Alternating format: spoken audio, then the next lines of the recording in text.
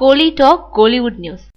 ஜெயலலிதாவோட தொகுதியில கௌதமி மறைந்த முதல்வர் ஜெயலலிதாவோட தொகுதியான சென்னையில இருக்கும் ஆர்கே நகருக்கு ஏப்ரல் 12ஆம் தேதி இடைத்தேர்தல் வர்றது தெரிஞ்ச விஷயம். இந்த தொகுதியில பல பரீட்சை பார்க்க பல கட்சிகளும் வரைஞ்சு கட்டுறாங்க. குறிப்பா ஓபிஎஸ் உடன் பல பரீட்சை பார்க்க அதிமுகவும், அதிமுகவை ஓரங்கட்டி தொகுதியை கைப்பற்ற திமுகவும் வியூகம் வகுத்துக்கிட்டு இருக்காங்க.